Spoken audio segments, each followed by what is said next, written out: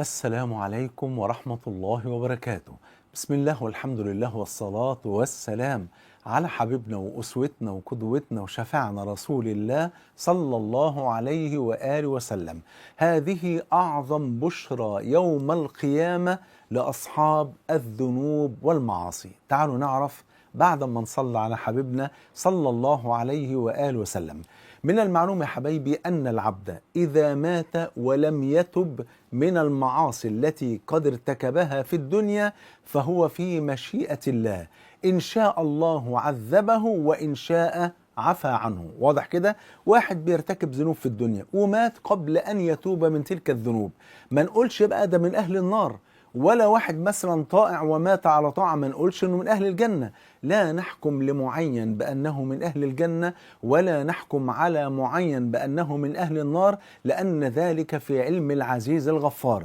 انما لما نلاقي واحد مطيع نقول نحسبه ان شاء الله من اهل الخير والطاعة ونرجو له الجنة. ولما نلاقي واحد عاصي نقول نسأل الله عز وجل له الهداية والتوبة والعودة الى الله سبحانه وتعالى.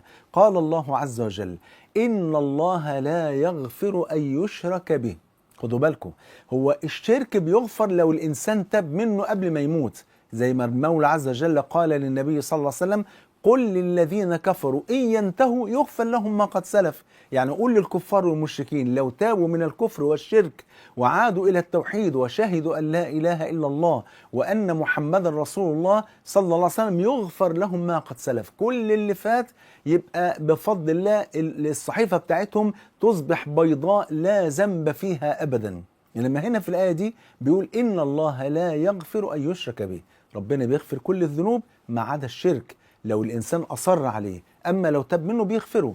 إن الله لا يغفر أن يشرك به ويغفر ما دون ذلك لمن يشاء. قال الإمام النووي قال أهل العلم قال فلو شاء الله لغفر له حتى بلا توبة، يعني حتى لو الإنسان ما تبش فهو في مشيئة الله. خدوا بالكم، في مشيئة الله، لو شاء الله لغفر له ولو شاء الله لعذبه، فدي مشيئة المولى عز وجل، وهو لا يسأل عما يفعل وهم يسألون. فالمولى عز وجل يفعل ما يشاء سبحانه وتعالى.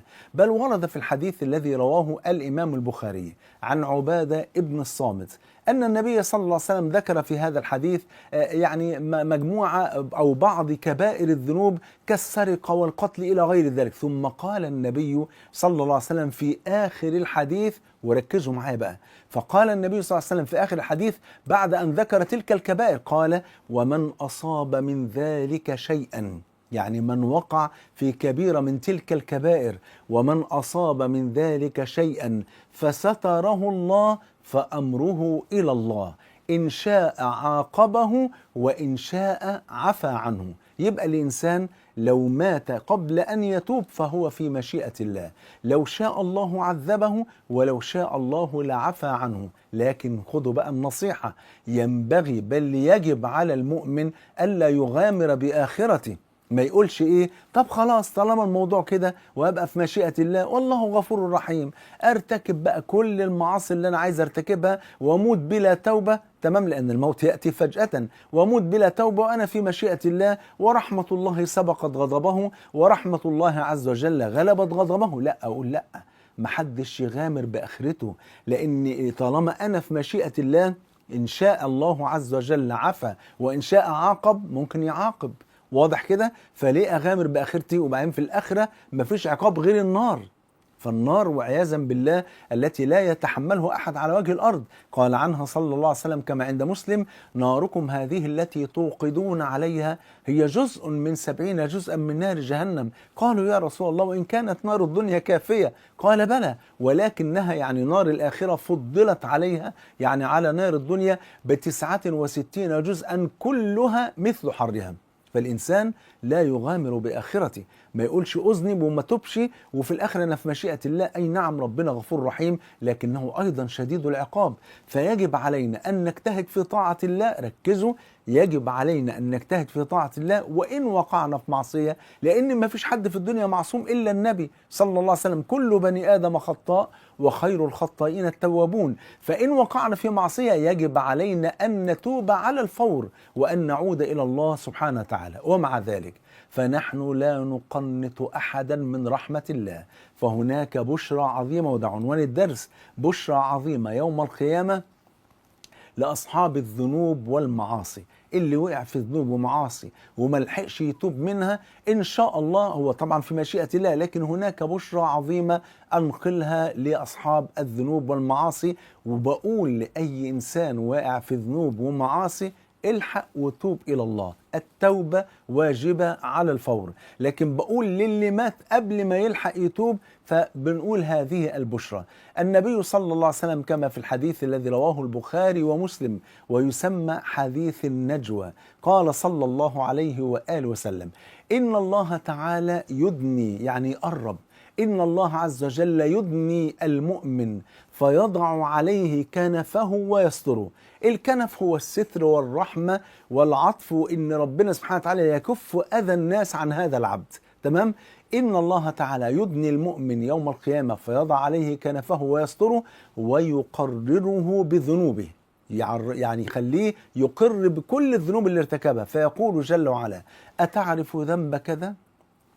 ويكلمه سرا حتى لا يفضحه أمام الناس: أتعرف ذنب كذا؟ أتعرف ذنب كذا؟ فيقول: نعم أي رب، نعم، بعترف بكل ذنوب يا رب. قال صلى الله عليه وسلم: حتى إذا قرره بذنوبه ورأى في نفسه، يعني العبد، ورأى في نفسه أنه قد هلك وأنه من أهل النار، وإذا بالعزيز الغفار يقول: فإني قد سترتها عليك في الدنيا وأنا أغفرها لك اليوم. ثم يعطى العبد كتاب حسناته بيمينه. في اللحظة دي طبعا الملائكة تقول: سعد فلان ابن فلان سعادة لا يشقى بعدها أبدا. نرجع للحديث.